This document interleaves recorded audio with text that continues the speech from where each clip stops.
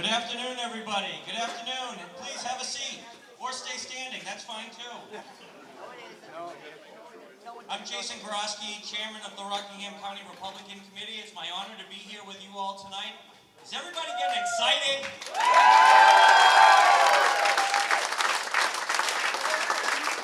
You know, it's amazing. They've been talking for the better part of the last year about the red wave that's coming, the red wave that's coming. You know something? We're past the red wave. We're in a red tsunami right over here. Unbelievable.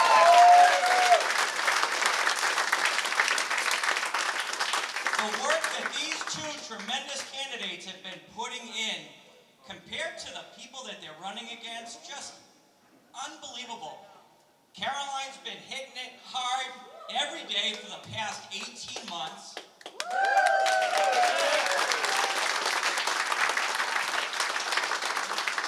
General Bolduc, person to person, one-on-one, all corners of the state, all scopes of people, all levels of profession, 75 plus town halls. This guy's unbelievable.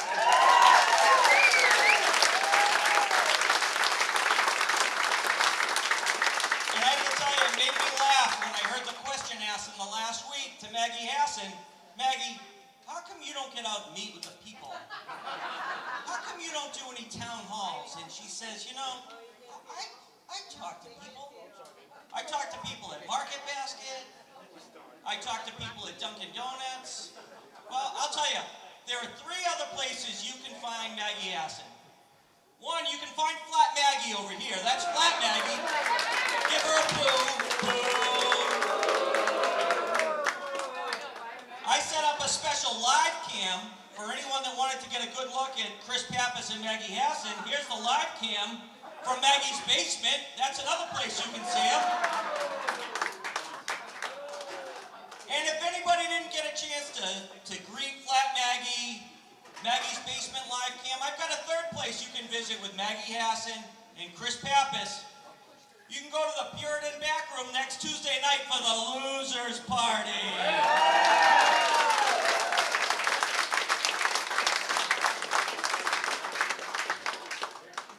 All right, enough jokes.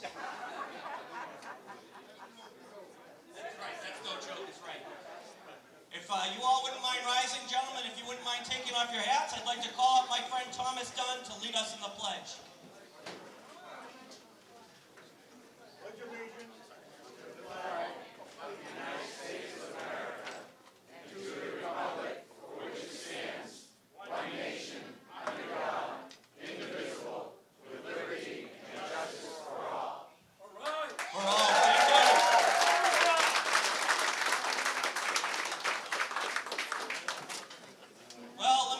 To it. My friend Caroline Levitt from the great town of Atkinson is going to be our next Congresswoman in CD1, and she needs no introduction from me, Caroline Levitt.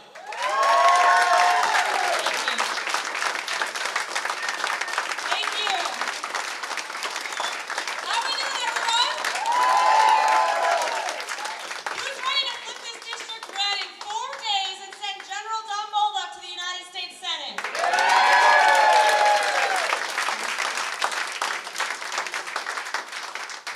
It is an honor to be your 1st Congressional District, and it's an honor to be here today with my friend, General Don Bolduc. This man is a patriot. He defines what it means to be an American patriot, to put your country and your state and your community first. And I'm honored to be at the top of this ticket with him. And let me tell you one thing.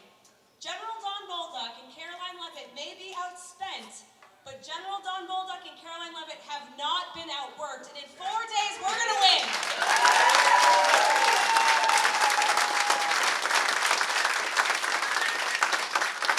As Jason said, this is not a red wave taking over New Hampshire. This is a red tsunami. I remember 18 months ago starting this campaign in this very room, the Saddle Up Saloon. There was probably 10, 15 people there, you know, average Tuesday night after work. You're raising your hand, you were one of them, my friend. And we've come a long way since then. I introduced myself to you as a homegrown Granite Stater who wanted to fight for our beloved Live Free or Die state. And now here we are. I'm your Republican nominee. General Don Bolduc is your nominee. I was in this room last night for a different event. It was packed full like it is right now, all different faces. People are coming out of the woodwork to join our team. Moms and dads who are fed up with their children being taught critical race theory and radical gender theory in our schools. General Don Bolduc and I are going to fight that your children are being taught reading and writing and math, not CRT and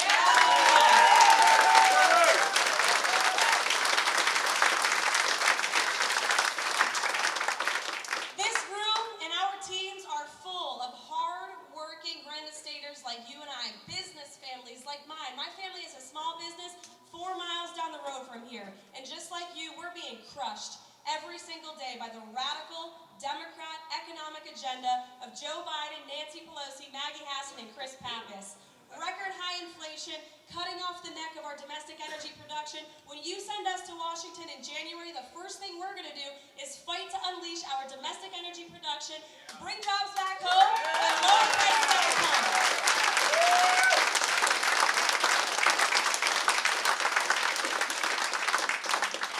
And Maggie Hassan and Chris Pappas keep talking about this little thing called the Inflation Reduction Act. Not sure if you heard about it. It was a $750 billion boondoggle that took more of your tax dollars to pay for their socialist spending sprees. And you know what else it did?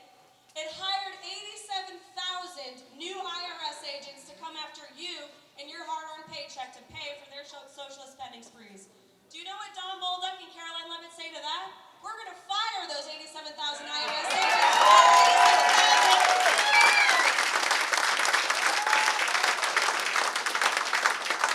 That's not all.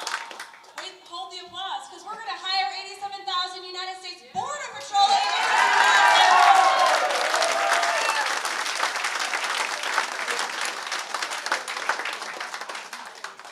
You have two people here who were born and raised in this great state.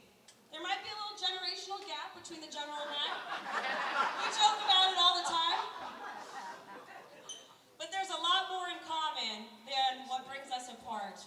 We love this country. We love this state. We love each and every one of you. And it will be the honor of my life to serve as your congresswoman. And I don't know if you all know this, but on Tuesday we're going to make history because I will be the youngest congresswoman in United States history ever elected.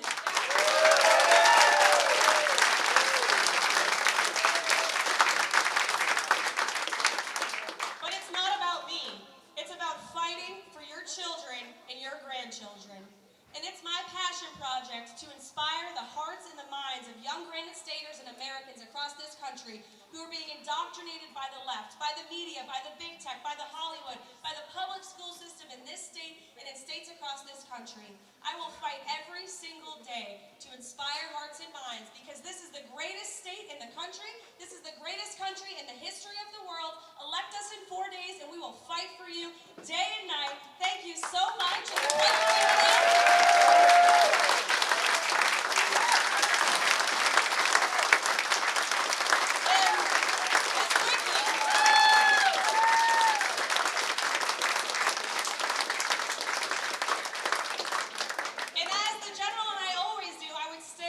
Shake every single one of your hands, but like the general did last night, kicking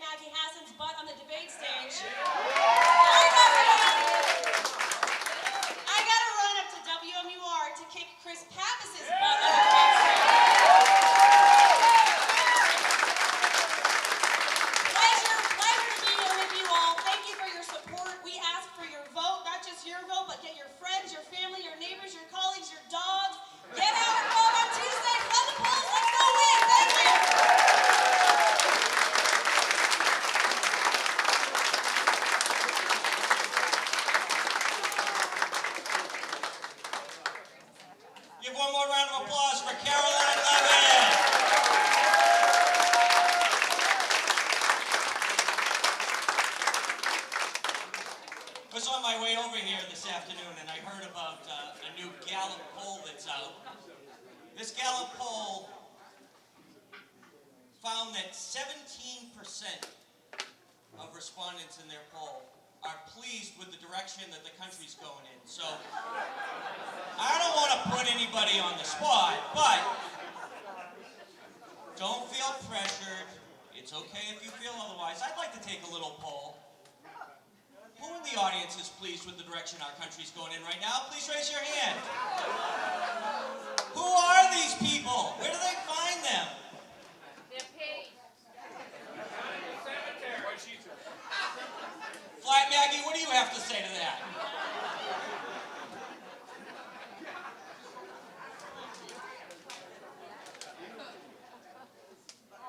Well, next, I'd like to introduce you to a great patriot who's joined us in New Hampshire today on behalf of General Don Bolduc. Let me tell you a little bit about Matt Schlapp. Matt, to my right here, is chairman of the Conservative Political Action Coalition, which you folks all better know as CPAC.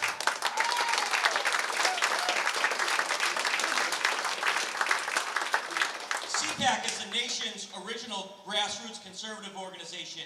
During Matt's 7 years as chairman, CPAC has greatly expanded its reach, launched critical initiatives in criminal justice reform, secure elections, state legislative ratings for all 8,000 legislators in America. New Hampshire as well.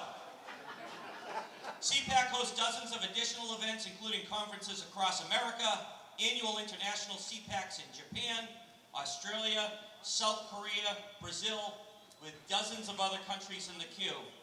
CPAC's national conferences are the largest of their kind and generate billions of Twitter impressions and are live streamed on various platforms to millions of viewers around the world. Matt's joined tonight by his wife, Mercedes. We can clap for Mercedes, yes!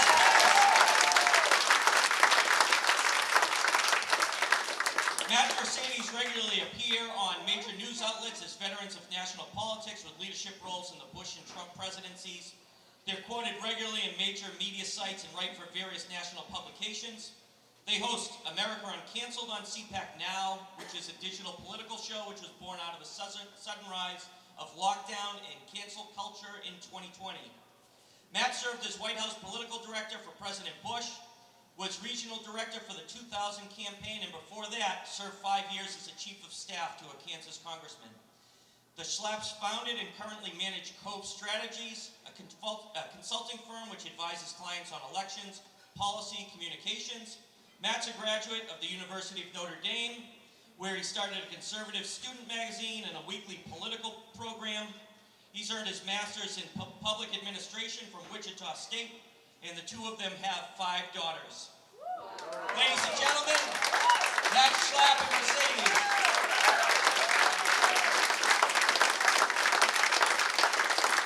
I'm going to speak just slightly shorter than that introduction. Okay? I'm just going to clip it. But Mercy and I, it's our honor to be here. We've had a rough couple of years, as we all have. We've watched our country turn into something, at least through the television set, turn into something we couldn't recognize. We saw them try to teach American children, if you want to call them values, that brought down other countries and brought down freedom.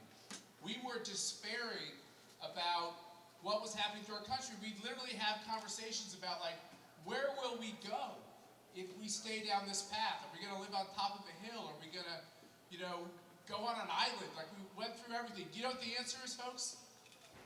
If America goes down, there's nowhere to go.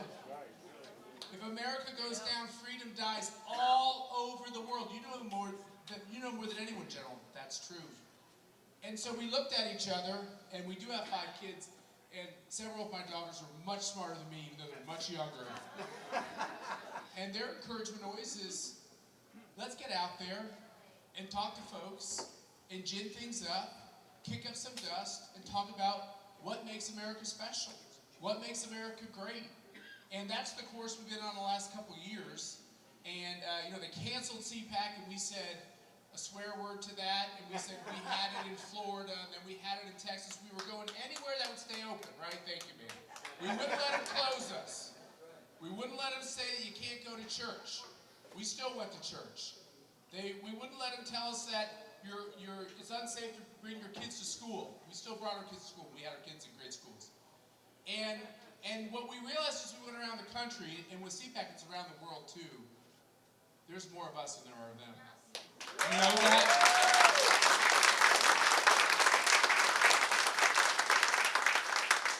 And I kept saying, by the way, I am not a saint, and I'm not the most perfectly prayerful person.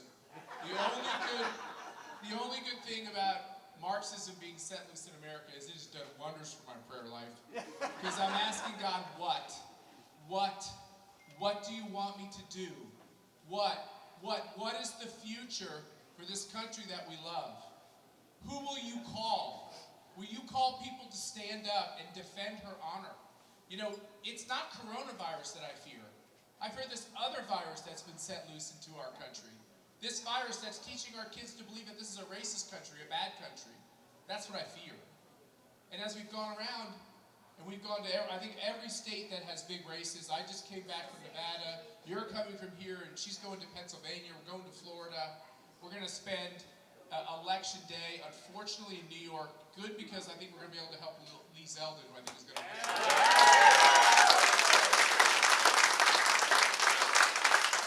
Bad, because we'll be in New York City, and we'll be doing television election night.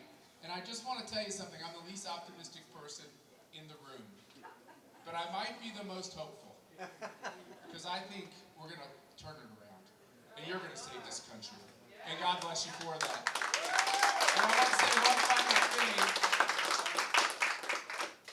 When the violence gripped our country, Black Lives Matter, Antifa, when it was okay from their point of view to take out your aggression on people who wear a uniform to protect us, which made me just so angry, to made all of us angry.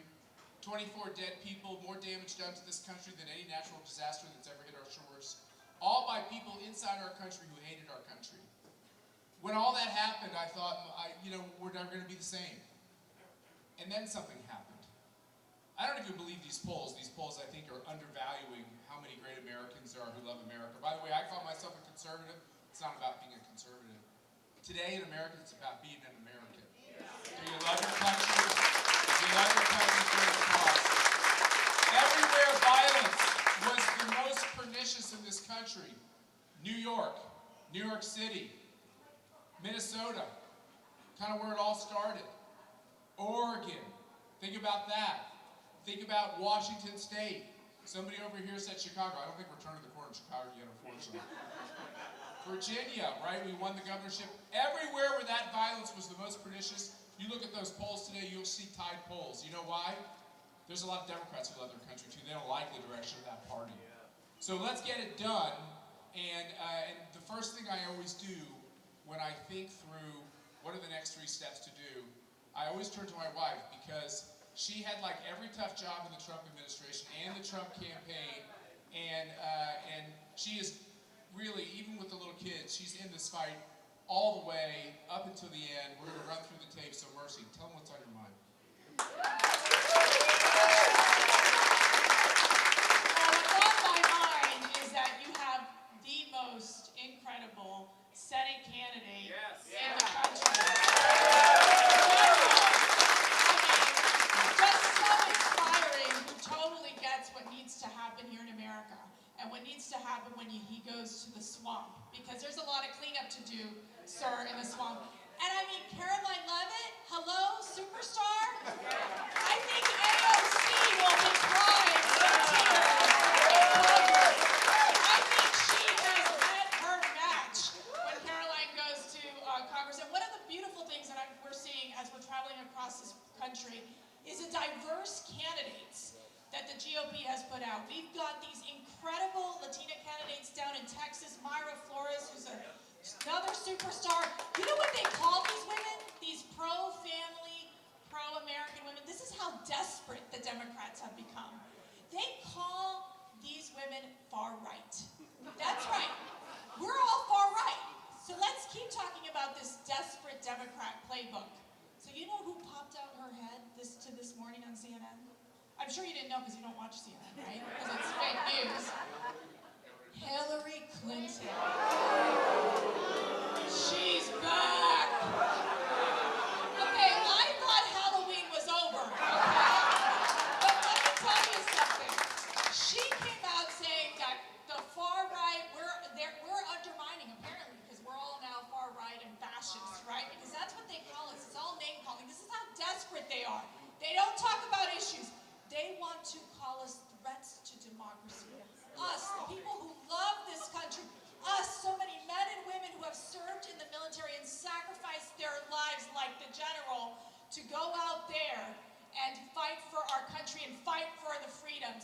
we are not a threat.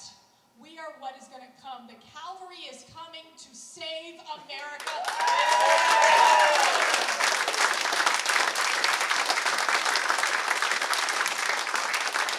Okay, guys, it gets worse. It gets worse. We had Hillary Clinton out there. Then, do you ever watch The View? So guess what Sunny Hostin, whatever her face name person, said today? How many white suburban women are out there right now? You know what they called us? Roaches. I'm so glad I'm providing you guys the updates on the news. Yes, that's right. They called us roaches. I'm so done with them. These elitists, these women who have never traveled across the country to meet everyday Americans who are working day in and day out to provide for our families. Those women who wake up in the middle of the night saying, how am I going to put my next meal on the table for my kids? How am I going to be able to pay for their supplies for school? The women who are stressed out because they're just trying to get by. We're roaches. And that's why the Democrats are desperate, because when they're calling us names, when they're putting us down, they are losing. And this great awakening is going to happen on Tuesday. And New Hampshire, everyone is watching. This is a sleeper race.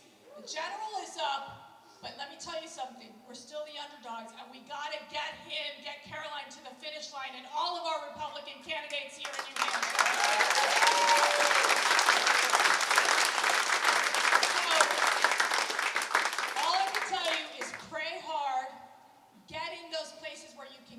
Make sure you're watching where they're counting the votes, volunteer, get one of these election jobs to make sure that we have our people in these polls, our people at the election. That is critical. And I want to thank you all because the energy, the momentum is on our side. We are so close.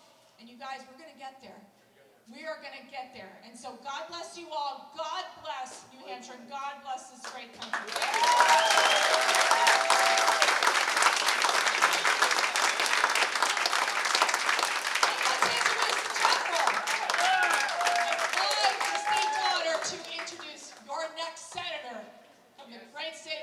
General Don Bolduc.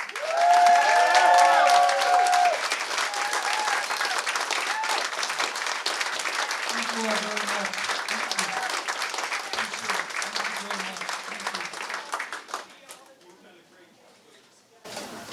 Well, I want to thank everybody for coming this afternoon, and I got to tell you, Caroline Levitt is a powerhouse. I met her 18 months ago in Rochester at an event, a horseshoe event. And it was the first time we met. I was already in the race, I've been in the race for about, I don't know, since November. Because I started early, because I wanted to have 2 years plus on the ground. One of my big lessons from the last election, you don't necessarily need money, you need time. And you got to get out there and meet as many people as you can. And you got to make sure that the people that you meet are from all political parties, all age groups, all professions, or as many professions as you can, and just keep doing it over and over and over. And when I met her, she did note that we have a generational difference. And her mom and dad were there, looking at me like, who the hell's this guy? And, you know, we were talking, and she was considering running, and I was impressed with her from day one. And that's how we met. And from that point on, our friendship grew. We constantly consulted each other frequently during her campaign and my campaign in the primary. And it's wonderful to be able to work with somebody that's 25 years old. I'm 60. And we see the economy, spending, safety and security of America, our values of this great country, that we live in a constitutional republic, not a democracy, as Flat Maggie likes to say.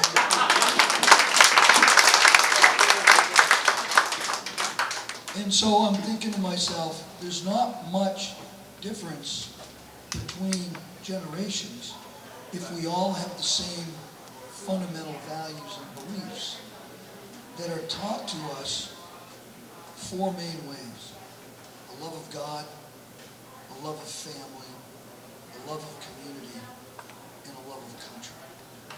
And those are really the things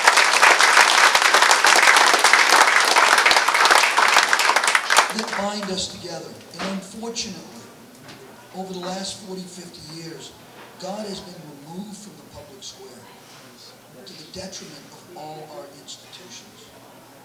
And the first thing they went after was undermining our families, making government more important than our families, suggesting to us that government programs can supplant two-parent homes, that government can raise our children for us, that government can run our schools for us, that government is more important in every facet of our life than families. And it just got ingrained. And then as we created the Department of Education, which Maggie Hassan seems to think is one of the finest institutions in Washington, D.C. Well, she should, because another Democrat who damn near ruined our country, Jimmy Carter, is the one that created it. Right? So, what have we seen since that organization? A decline, and it wasn't steady. It is a significant decline in the education of our children, and the removal of parents from the education process, and the slow but sure boxing out of parents, where other people were trying to teach our children things that we didn't want them taught, that don't belong in the classroom. And Caroline mentioned CRT, transgender. Maggie Hassan and the Democratic Party have set women's rights back 100 years with allowing biological men to participate in women's sports. Can you believe that? Right? I don't know how she can look at herself in the mirror and suggest that she is a reflection of our values and principles. She cannot. She certainly doesn't reflect the values and principles that I learned in this state. Oh, wait a minute. She's not from this state. Excuse me. She's from the People's Republic of Massachusetts. Her father worked in the Johnson administration, where he got all these great ideas about undermining the family and education. And then he went to work as a political science teacher, I believe, at MIT. And then she drifted over the border, and now we were stuck with her as a state senator, where she couldn't find, where she tried to increase our taxes every time she turned around. She actually lost a race for doing that. And as governor, she pats herself on the back for balancing the budget, which is a constitutional amendment. So it's law, right? I mean, there's no big secret to that one, right? And then last night she had the gall to suggest that she lowered taxes in this state as governor, when we all know it was the Republican Party and Chuck Morse and a lot of other people that worked to make sure she overran her veto that would have raised taxes. And then she says, oh, I'm the proponent of getting rid of the gas tax that you raised as governor, which I pointed out last night. I mean, it was precious. One thing after another, trying to drift us away from the issues at hand. Our families, education, our economy. Look what they've done single-handedly in 2 years. 100% of her votes have gone to support Joe Biden's failed economic and energy policies. I mean, this is horrendous. This is a moral imperative for us to fix it, for you, for us to come together and say, enough is enough. We can't deal with this anymore. More and more people every day are being affected, negatively affected by what she has done. and she refuses to accept responsibility for it. That's why she doesn't do town halls. This is her third one for Flat Maggie.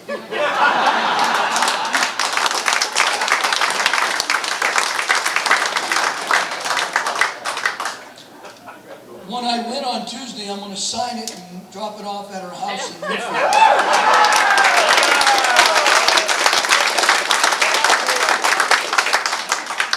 Her idea of a town hall is doing a spaghetti dinner Zoom call with the Cheshire County Democrats, run by a multi-billionaire out of California.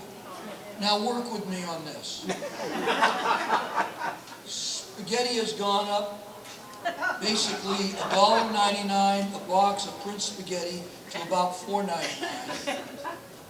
Prego is about $10 now for a jar. Gone up from about $3.99 or so. She's going to make you make your own spaghetti dinner and then join her in a Zoom call. I mean, this woman knows how to cost you money at every turn in the road.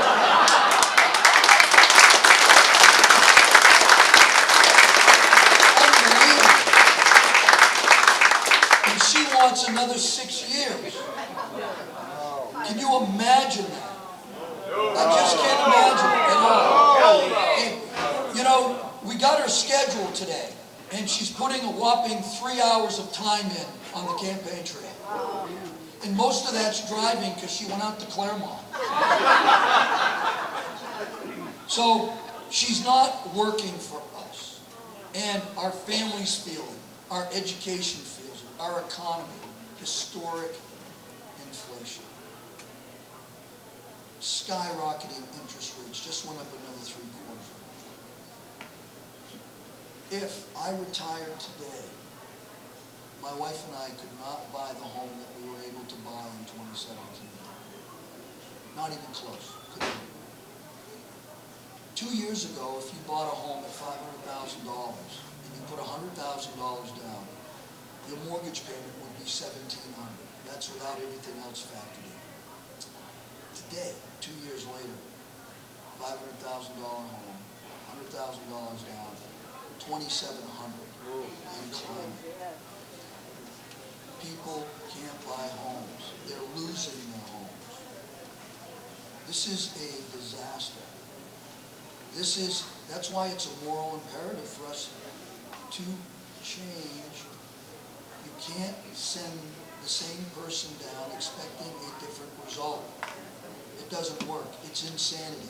Exactly. And we need to come together to do it. Look what they've done to our political system. Now, I'm cleverly covering maybe not so cleverly, but I am covering all the institutions that matter, that have been undermined over the last 40, 50 years. Political is next. They have reversed our government into a top-down, unlimited government with 2.9 million unelected bureaucrats and climbing. 15 of them the other day, last week, voted to make the COVID vaccination mandatory for children 6 months and above. Is that unbelievable? Yeah. It's absolutely wrong, right? And she supports it. And that's wrong. And I've called her out on that. She has no answer for it. It's wrong. And there's good news, though. 2 Fridays ago, I saw our Commissioner of Education, Frank Edelblut, at a function. And before I could ask him, he goes, "Hey, listen, I want to let you know that here in New Hampshire, we will not make vaccines mandatory, COVID vaccines mandatory for children 6 months and above."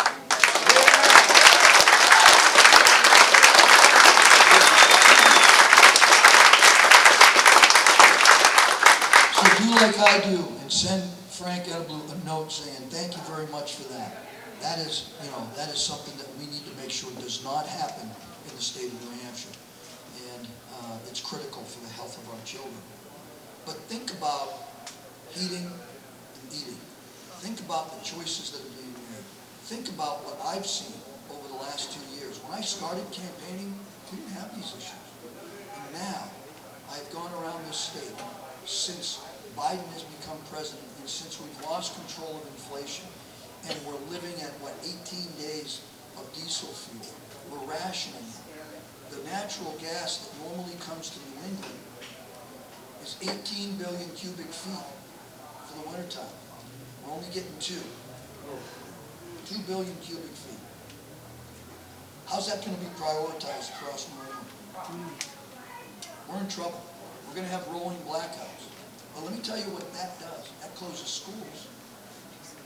That negatively affects our elderly at all 10 of our county nursing homes. That's incredible. How about the other elderly care facilities? Our schools will be closed again, right? Some churches won't be able to open. They are using energy in their policies to control us again, to create uncertainty, to govern us from the top down instead of self-governance. Of the people, by the people, for the people has been undermined by this political process. 2.9 million bureaucrats, 450 agencies and departments, and growing, and 175 pages of a register that you could, the volumes would fill this room of regulations to govern your life every step of the way. That's what they represent. Unlimited government, not limited government. They're destroying free enterprise. They're destroying initiative. They're destroying entrepreneurship. They're destroying our children's education. Third graders, 65% can't read to grade level. Eighth graders, 66% can't read and do math to grade level. When you can't read to grade level at third grade, 3 times more likely not to graduate from high school. This is what they're doing. And they have the gall to call you roaches. They have the gall to call people who care about their families, mothers and fathers I have sat with and cried with. You can't help but cry.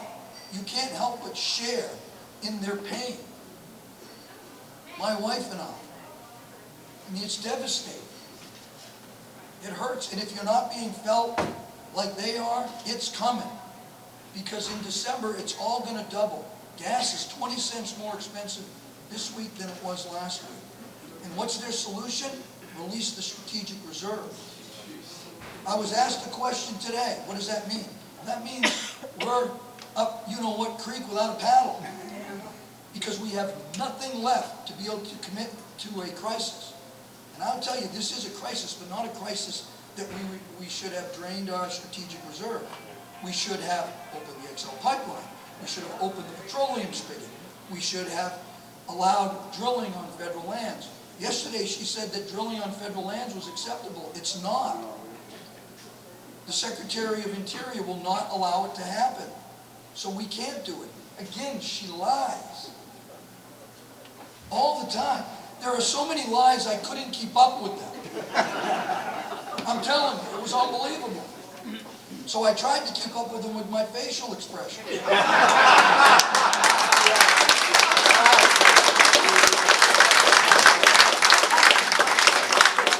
I was always critiqued my entire life about, you know what, we can just look at you and know what you're thinking. Well, last night I was trying to pass that out liberally, right? I was like, my goodness gracious, what else is she going to say? That's all they got. That's all they got. And worst of all, look what they're doing to our military. Our military is not even ours anymore.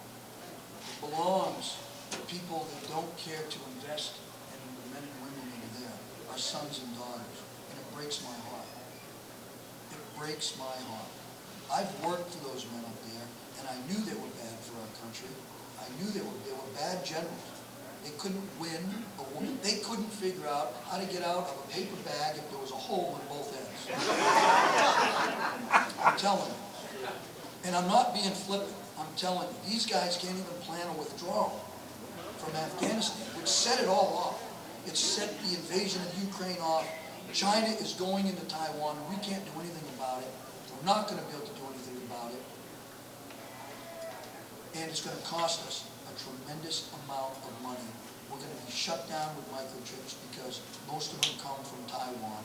China's going to control it all. She thinks her microchip bailout bill is going to save us because a couple of companies are going to be able to build components to the microchips. No, we need our manufacturing back. We needed it back. You've had 2 years to get it back. You haven't done anything about it. You've just smiled and waved, right? She throws money at every single problem. $35 million to a company up in Colebrook. Most of Colebrook, New Hampshire is employed by this manufacturer who during COVID, and she pats herself on the back, not anymore though. She pats herself on the back earlier in the election cycle for giving them $35 million and saving jobs and allowing them to produce plastic gloves, right? Surgical gloves. But what she didn't tell people and what she didn't do was stop the Chinese gloves from coming in. So nobody bought their gloves because they were twice as expensive than the Chinese gloves. So guess what? They just laid off 180 people and the business is running on a skeleton crew. 300 jobs lost in the tech business last Friday in Portsmouth. It's going on all around us and they hide it from us because they're not transparent. They're not truthful. They will lie to your face and think nothing of it. They're not responsible and they certainly don't hold themselves accountable. Our military from 2001 to 2020 has active duty across all services. National Guard Reserve lost 30,000 people, over 30,000 people to suicide. Who's being held accountable for that? I know who should be held accountable because I know when I was in, I offered them an opportunity to fix the approach that would have brought down suicides significantly. But they didn't like it, so they forced me to retire. And they got rid of the program. And now, 2020, 2001 to 2020, and think about that, that's suicides in our military. Translate that over to the veteran world, and we have the highest suicide rates we've ever had, highest unemployment, and the highest homelessness. It's getting worse by the day, but they pat themselves on the back because they don't allow us to know these things because when the studies come out, they file them away and hide it. And you got to really dig to find it. This is wrong. We owe our service members and our veterans and their families a debt of gratitude, and we certainly should be doing everything we can to take care of their mental, physical, and spiritual health.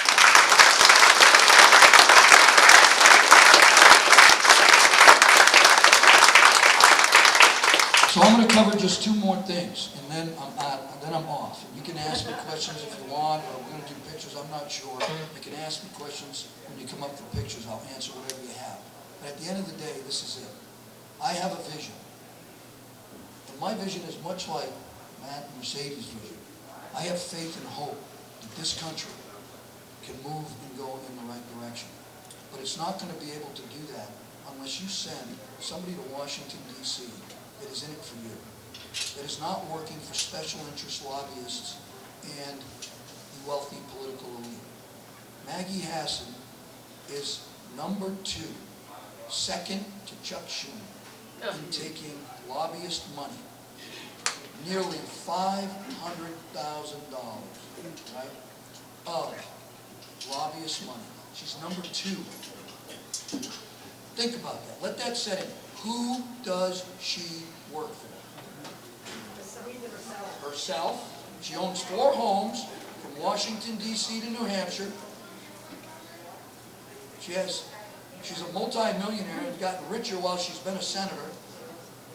You know, the saying down there is, if you're not a millionaire by 2 years in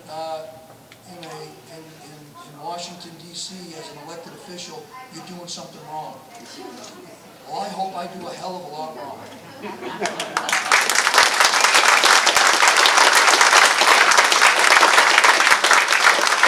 We've got to change that, and she's not going to change it. And think about it. 12 years, that's all they got to do to retire. 12 years. and they get 100% earned. You spend your whole life on it, and now they're taking that away from you. $5.2 trillion she signed off on that we don't have, and that result was $2 trillion coming out of retirement savings. She's stolen from Social Security and Medicare. And oh, by the way, she pats herself on the back for the Medicare pharmaceutical bill she signed that lowered insulin prices for people on Medicare. Thumbs up, that's great. But pulled out Alzheimer's medication. Don't we think people on Medicare are in the age group that need Alzheimer's medication? I think so. I think she needs to be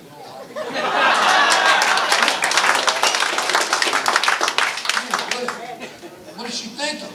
She's not thinking. But she pats herself on the back at every opportunity. We need a different vision down there. Somebody's going to go down there and work for you. Someone's going to go down there and dedicate every waking moment to you. I will, when I win on the 8th, I will set up 10 town halls in all 10 counties in a centralized location in each county so people can come and talk to their senator-elect. And I can listen and learn from you. And I can take your concerns to Washington, D.C. and start working on them right from the beginning.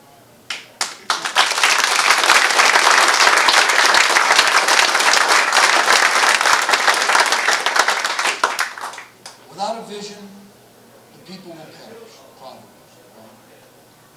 When men and women dwell together as one, it's good and pleasing when men and women dwell as one, right? That's Psalms. This is the ideas that we need to bring back.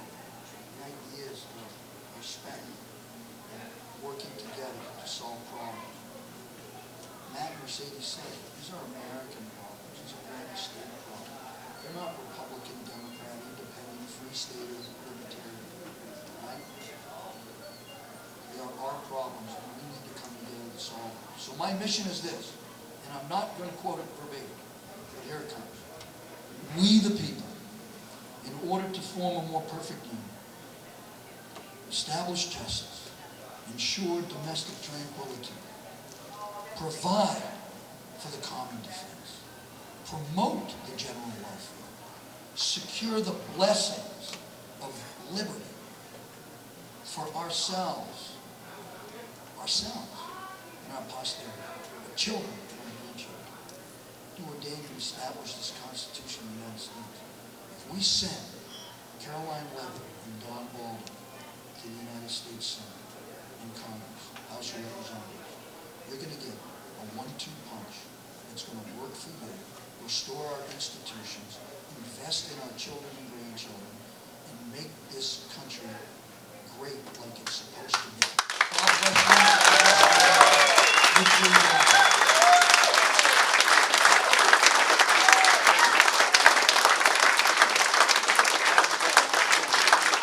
If I could say just one more thing. Yesterday we had a little incident outside of the debate hall. And I got to tell you, I got to give our committeeman here in New Hampshire, Chris Ager, we got to give him a round of applause.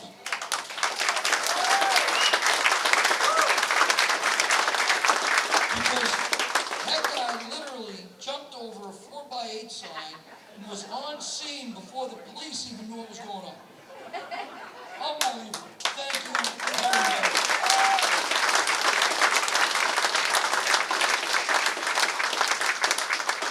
He's a veteran. He knows what it means to serve the nation. And I'm glad he was there last night. I'm glad the police were there last night. And I'm glad nobody got hurt. But thank you very much. I really appreciate it. God bless you.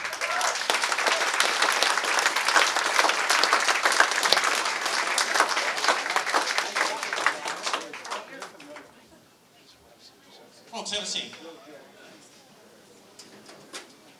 We've got a brief presentation and then we'll wrap up here. I'd like to introduce John Paul Moran from Go USA and OpScore for a brief presentation of the General.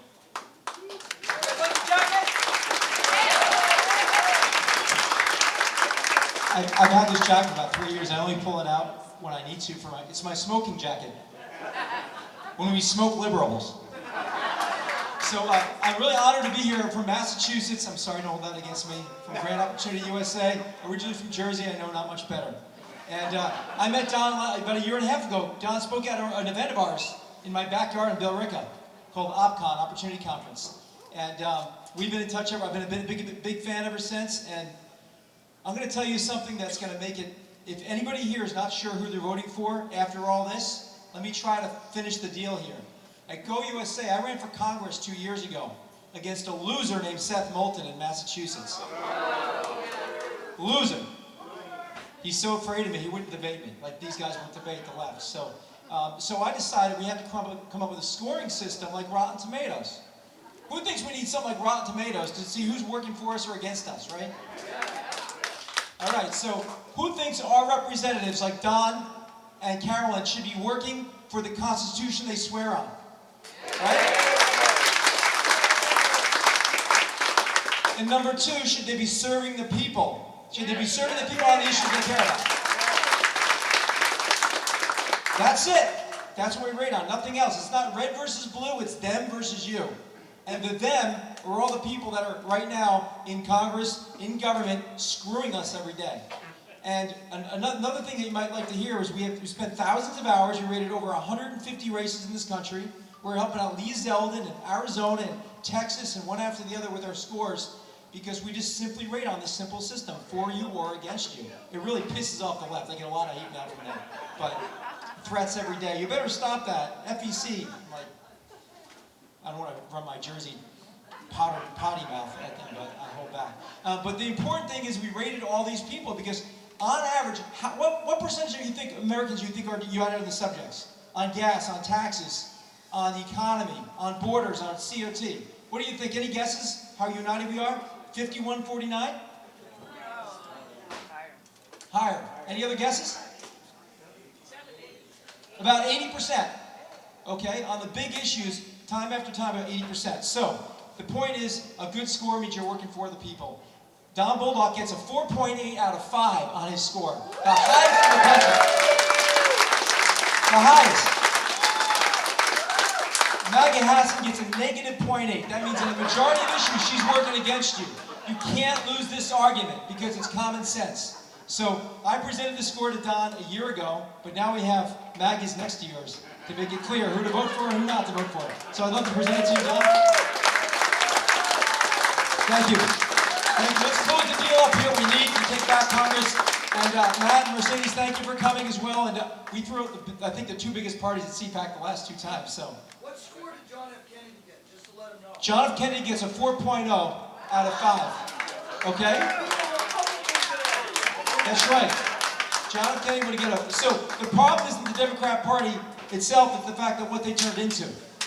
And they got to get them back to the JFK days and we can live with them. But right now, Oh, by the way, a couple quick things. It's not CRT, it's CPT. Critical Progressive Theory. And when they call you an election denier, say you're an America denier. Turn it around then. All right, thank you. Let's go for the win. Thank you, Carolyn. Thank you, guys.